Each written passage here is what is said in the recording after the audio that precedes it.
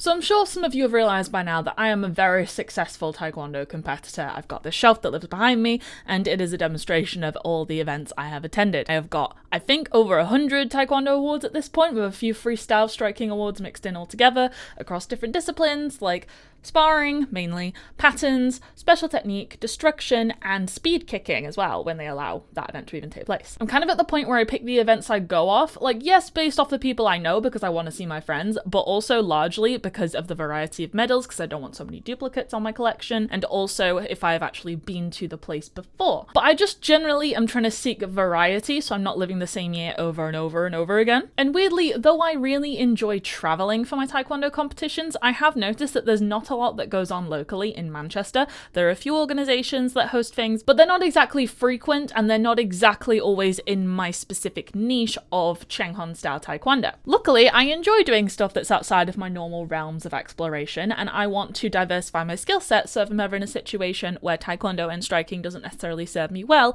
then I am able to handle that situation, because primarily we do martial arts for self-defense reasons, right? Like, yes, I find it fun, but that is also sort of the crux of the issue.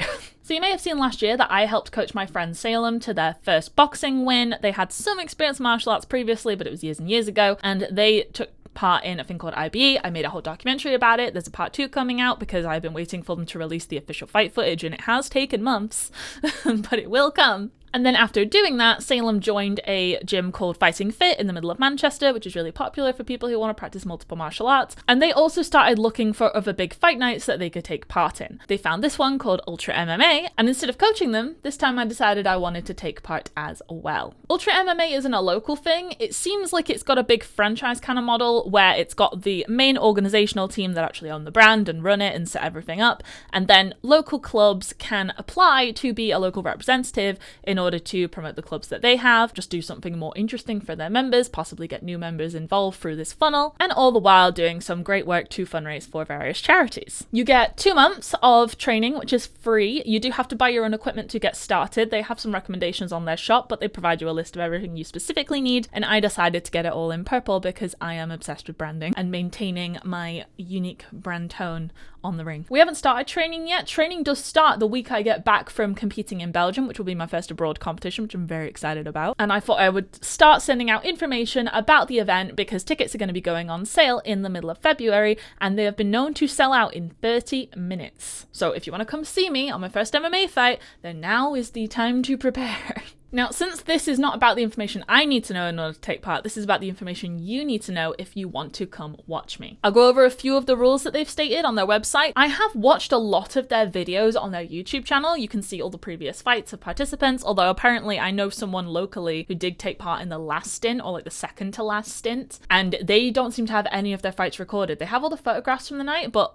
I've not seen a single video, including the one that my friend did. I can only assume that they had a massive technical failure, so I'm going to be really paranoid and want to take my own camera so I can record it over the ring. Although I say ring, it's like a cage situation. It's like an octagon, you know, with the full height nets, because they do allow some more multi-dimensional stuff than normal ring systems allow, or open mats, which I'm used to. So it seems a little more flexible on what the participants are allowed to wear, because I'm seeing everywhere being like, you gotta have a rash guard, everyone's gotta wear shorts, and some people are wearing like full-length leggings and no shirt, but you know, that's mainly the dudes. So I'm hoping I'm going to be able to wear the outfit that I like for my favorite taekwondo girly outfit, which I made a whole video about, because it makes me feel really comfortable, fluid, and because we're going to be moving around on the floor, it makes me feel not so exposed while not feeling weighed down by a bunch of material that typically comes with a dobok. In terms of the combat rules, I have every reason to believe that they are followed very strictly. So these are the rules that are published on their website, and I'll just read them out to you. General rules: all fighters are to have a medical before and after they fight. Good, standard, we would expect that. You must be aged 18 or over to compete. All fighters train together to ensure fairly matched fights. From what I've been told, it seems that the matchup night is going to be 3 days before the official fight night.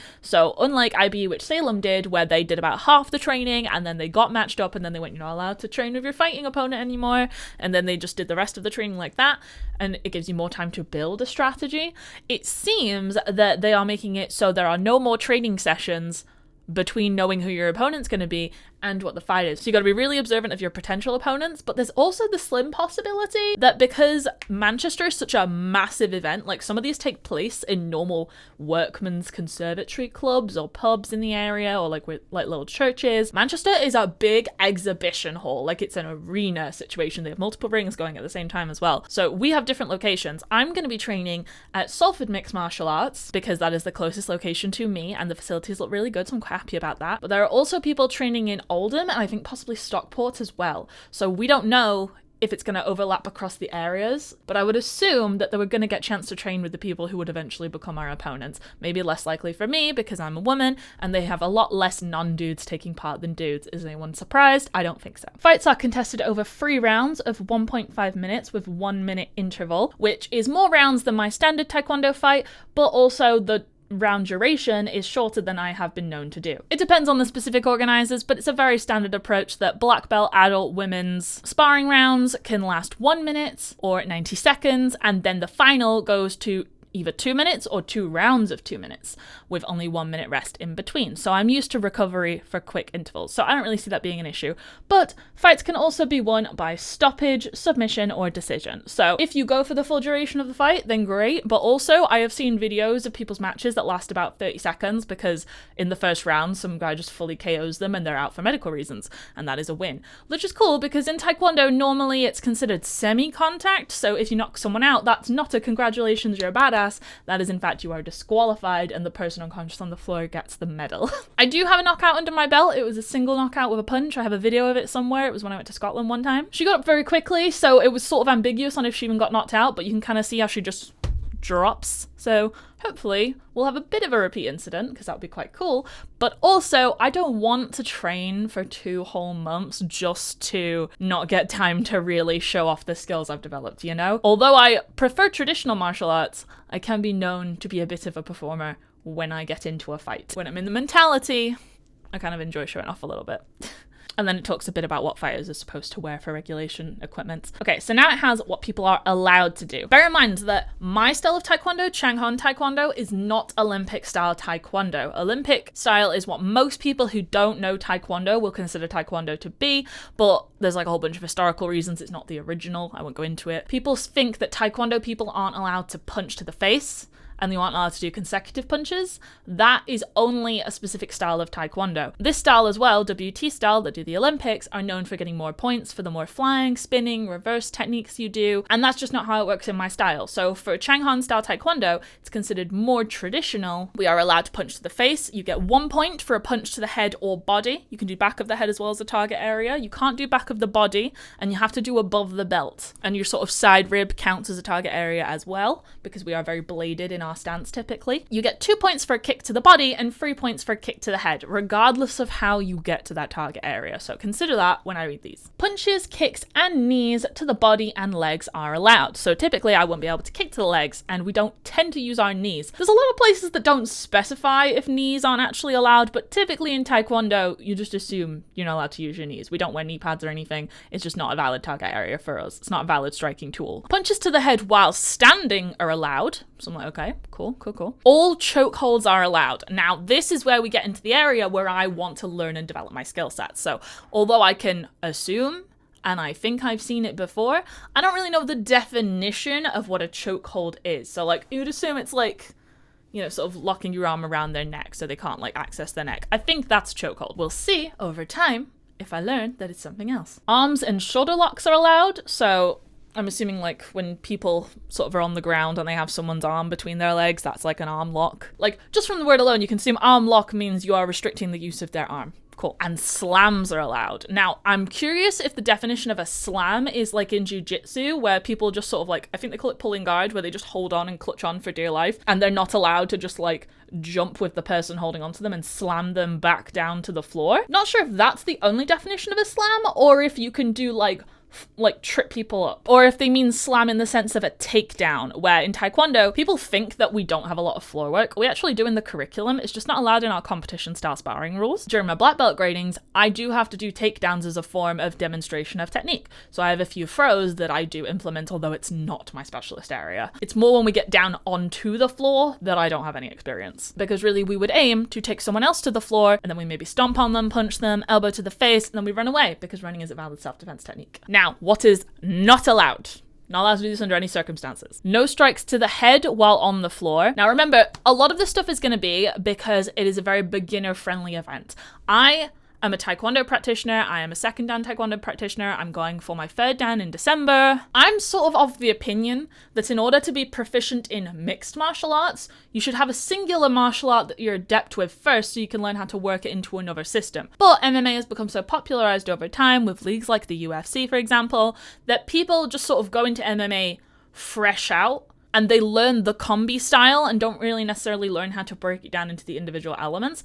But it's a very beginner-friendly course. It's designed to be like, hey, you want to get into martial arts, you want to improve your fitness, you want to give yourself an objective to go to. Like, this is full-on civilians coming into the ring. So they're not going to allow the most dangerous stuff for insurance reasons, for safety reasons, because it's not very good branding to have people getting like sent off in emergency medical situations on the regular. And if you've not built up a durability and resistance to head impact over a prolonged period of time, like most martial artists do, it's just not going to work out because your brain's not used to getting rattled like that. So when you're on the floor, there's nowhere to really go and absorb the shock. Unlike if you get struck in standing position, then you can just sort of back up. If it goes to the floor, you're feeling all of that impact. So no strikes to the head while on the floor. No elbows, kind of gutted because we're not allowed to use elbows in our sparring. You're allowed to do it in K1 style sparring, which is what kickboxers and Muay Thai people generally do. We're not allowed to use our elbows, even though I love elbows in pad work, in my patterns. I find them really fun, and I was hoping to get an opportunity to use them more, but nope, no elbows, probably the same reasons. No footlocks, don't know why feet are special in this instance, but maybe it's because it gives people less maneuverability and they might panic more. No spine locks, again,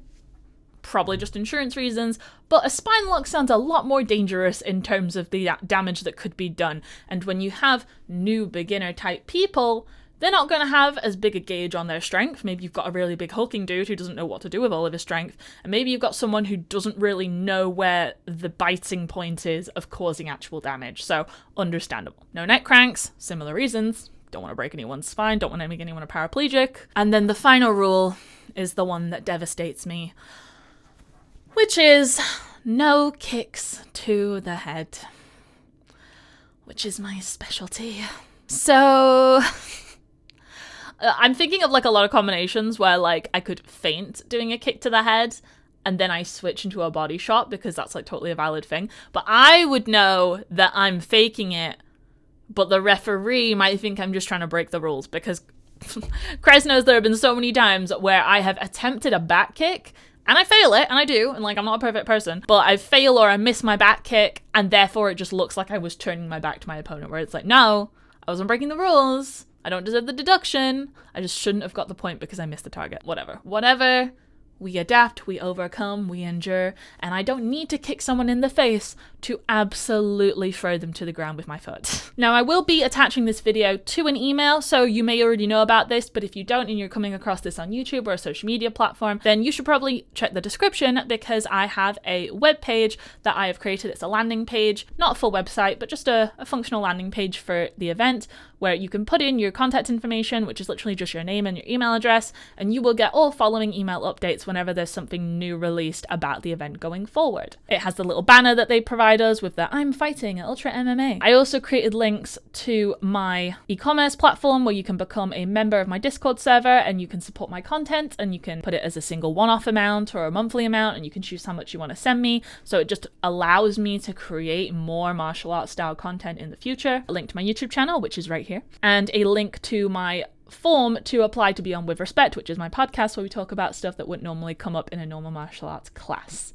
as well as a little contact information button. So this page is really simple, just contains the information about the fight. It's going to take place at the Bowlers Exhibition Centre in Trafford Park, which is on the west side of Manchester. It does have a tram stop right out front, and I believe there is a park and ride stop as well if you want to go out into central Manchester for an after party later. It takes place on the 11th of April this year, so that's on a few months' time. It's also the same week as my 28th birthday, so the after party is probably just going to be my main birthday celebration if you want to come and join me for that. It's a high-end black tie fight night, so you are required to show up in like fancy wear. I'm going to be packing a dress, so hopefully there's a shower that I can use after my fight. I don't know how late in the night it's going to be, but I would like to have an opportunity to look nice and go out in town without having to stop at my flat first, although who knows, probably will have to. But I want to be able to go around the arena and just watch the fights in the crowd. That means guys suited and booted. Women can choose to wear a dress, or you can have a suit as well if you want. No trainers, no jeans, no nothing of any sort like that. And it gives you an opportunity to feel like the luxury vibe of it. Like, how often do you get to do a really snazzy date night and just watch some people beat the ever-loving whatever out of each other?